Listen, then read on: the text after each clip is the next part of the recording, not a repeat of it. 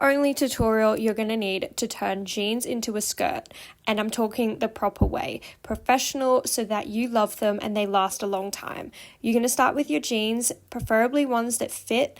There was nothing inherently wrong with these, they were just a little too short for me. You're going to need top stitch thread. This thread is slightly thicker than your traditional thread, ideally in the same color as your jeans. We're going to need pins, and with our jeans on, we want to pin how long we want our skirt to be. I'd recommend making it longer than you think, because you can always cut it but you can't make it longer. So for me, I like to do the bottom of my fingertip. I just think that's a really good place to start. There. Pin one side because we're going to take it off and fold it properly. For the love of God, don't cut it on yourself, please. You'll make my heart hurt if I find out that you cut them on yourself.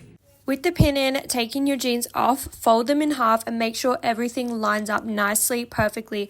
Everything is sitting flat, smooth, any details out that you need. And then we're going to cut along where we pinned or just underneath. Don't worry, it doesn't have to be perfect at this point. We are going to cut it again to the length that we want once it's formed into a skirt. In the market for denim shorts, you could just end the tutorial here. We want a denim skirt, so this seam that is holding the crotch piece together, we're actually going to go along and unpick. Again, we're unpicking, not cutting, because we're doing this properly. We're going to unpick this little piece that's curved just up until it's not sitting flat. So there should just be a little curve, and on the back that curve will actually be a lot thicker. Again, we're only gonna unpick up until the point where it's not sitting flat anymore. We've unpicked that little section. It should actually sit flat when you fold it back on itself. Rid of all the little fluffy bits just by picking them off, and you can see now everything sits flat and beautiful. As for this little piece that's not folded properly, we're gonna fold it back in on itself so it sits nice and flush and we don't see any raw edges from the outside. Turning the garment inside out, you'll see that we have this piece that is also bulky, and we don't want to stitch that down. We actually want it to sit nice and flat. So I'm going to fold that in on itself and pin it in place. Turning back to the right side facing, you can see how we've got this piece. We don't want it to be bulky, so we're going to cut it off and actually stitch it down with a stay stitch. Give everything a nice iron so it sits flat and beautiful. This is what's going to give the skirt a really professional finish. You're not going to see any raw edges. So folding that piece back over so it sits nice and flat this time, we're going to pin it in place, and this is ready to sew.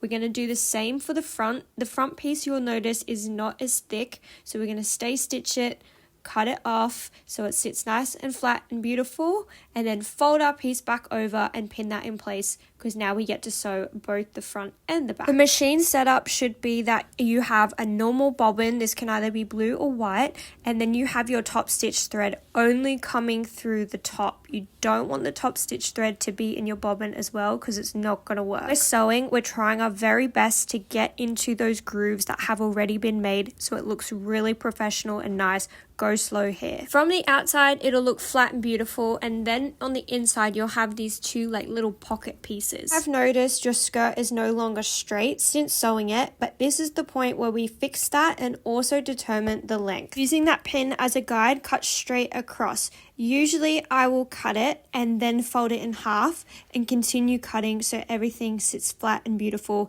If you are worried about it, you can take the time to measure it out and make sure everything is flat. Considering we're not finishing the edge, we're just going to leave it raw. This worked fine. Because we are leaving it raw, we don't want it to fray away when we put it through the washing machine. So what we're going to do is tack stitch on every seam. So on the side seams and the two front seams, we're just going to do back and forth, and that should keep everything in place. You can see it's just a tiny little tack stitch. That bottom edge look all fluffy like a proper raw edge. You can either put it through the washing machine or rub it really hard. But this is essentially your tutorial completely done. If you want to see how I put a twist on it, which is beading it, keep watching. I have seen sparkly jeans and beaded jeans everywhere, so I want to do that to this skirt. With the pocket bag, I want this to still be a functional pocket, so I kept one hand in between the pocket bag and the first layer of denim, and the other hand was beading. I didn't use an embroidery hoop here because it was quite hard to get it onto that piece. However, the denim is thick enough and sturdy enough that it's not going to gather together when I'm doing these beads. There was no true pattern to this. I was just doing it kind of randomly. So the way that I bead is by putting it through and putting it through again. So you're not actually going up and down, in and out. You're just kind of going across in a really random way. This is a close-up, so that should give you an idea. So I'll put a bead on it, thread it back through, but keep going so that I'm not actually going down. I'll only go down underneath the fabric when I want to finish it off. Once you're finished your piece of thread and you can't add any more beads, or you've finished your section, put your thread through underneath and turn to the underside of the fabric.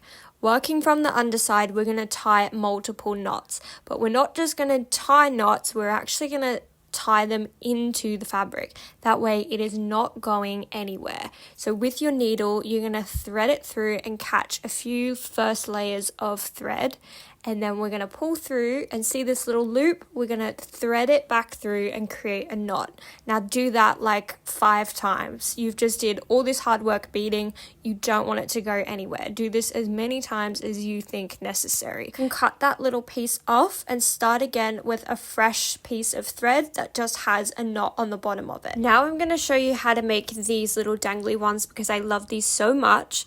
With whatever beads you like in whichever pattern, you're going to thread them on and then thread on a smaller bead. This bead has to be big enough that the beads before it aren't going to slip through, but it's small enough that it's not really that noticeable. So moving that one tiny bead out of the way, you're going to thread back your needle through all of the beads you just put on, except for that last little one. Push that through your fabric and pull through. This way it should create a little loop around your last little bead, the only bead that doesn't have double layered, and that's your little dangle. I'm going to show you how to do that again, but slower.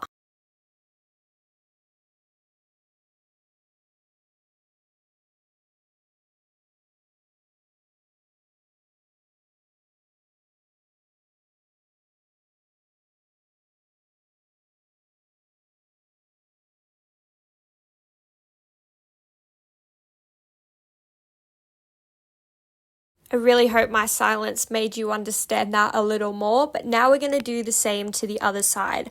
I love how this turned out, but the back is looking a bit bare, so we're going to do a similar thing to the back.